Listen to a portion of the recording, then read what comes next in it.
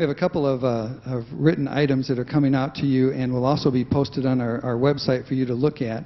We want to invite you to read through those and also to have a response to those. We've got providing a couple ways that you can respond.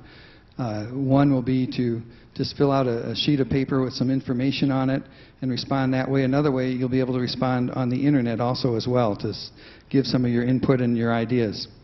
Over the past several years, we've had quite a few changes even within our congregation, and we want to talk a little bit about how these changes have lived out in our church and where we are right now as a result of that.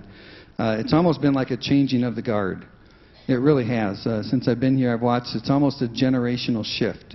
Those who had been leaders in the church, strong leaders, good, wonderful leaders. Over the last number of years, we've had a number of persons who have passed away. We've also had new persons who have come and joined and been a part, and almost in equal numbers, those who have passed away and those who have come in to join. But it's been a little bit different as we've done that. Different leadership, different emphasis, different demands.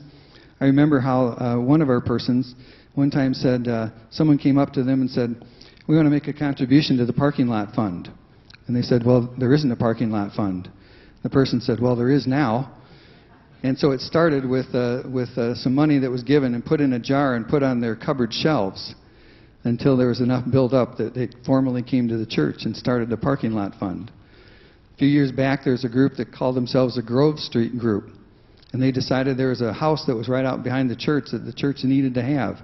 The church couldn't afford it, so they banded together and they bought the house and operated that for a few years. And about my first year that I came here, they said, "It's time for the church to have this house and not us. We didn't want it for us. We wanted it for the church." Now, the initial thought was going to be a parking lot, but eventually the youth made a request and asked that it be turned into a youth house. So for now, it's a youth house, and it operates very well back there, and we're thankful for that.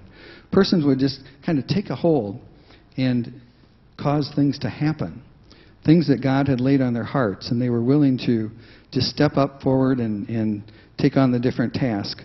It's been interesting to watch persons as they band together to get church work done. That ability to put aside their own agendas for the improvement or for the benefit of the whole. Well, as we've had some changes coming in, we're going to have to get ourselves to be comfortable and be brave again to take on challenges and opportunities that are in front of us.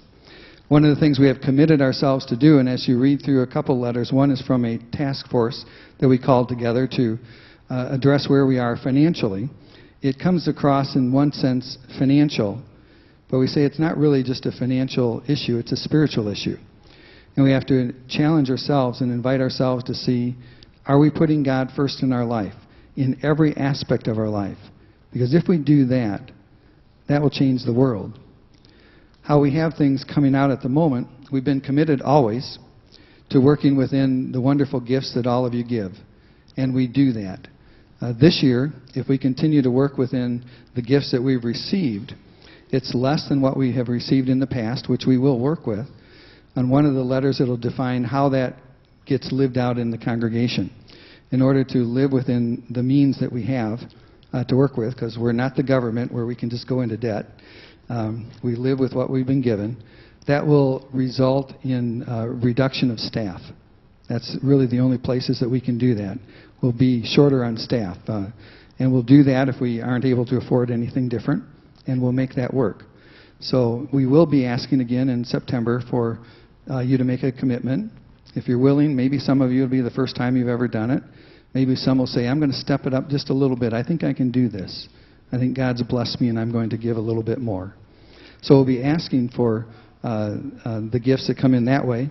The other one will be asking for persons who are willing and able and feel the gifts and calling of God to serve, whether it's in leadership positions, whether it's in teaching or assisting with our Sunday school or our youth programs.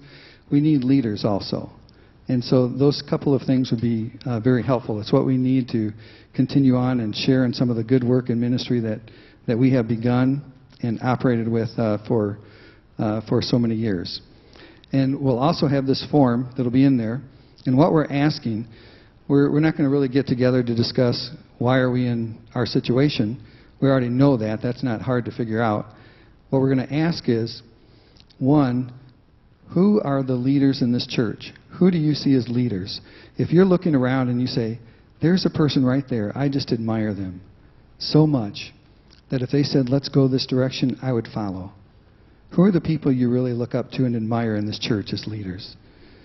Who are the people that would make a good Sunday school teacher? They may not think it themselves, but you may say, you would be a great teacher, and I think you have gifts. Because sometimes it helps when someone affirms that within you. So others may be affirming that in you, and you might say, maybe I am called to do that. I didn't think I could, but maybe I will, since so many have said I could. So we'll be asking and inviting your feedback on there. Who would be some good leaders? And we'll be inviting your feedback on what kind of goals should we set. Where do we want to be with our worship, our Sunday school, our music programs?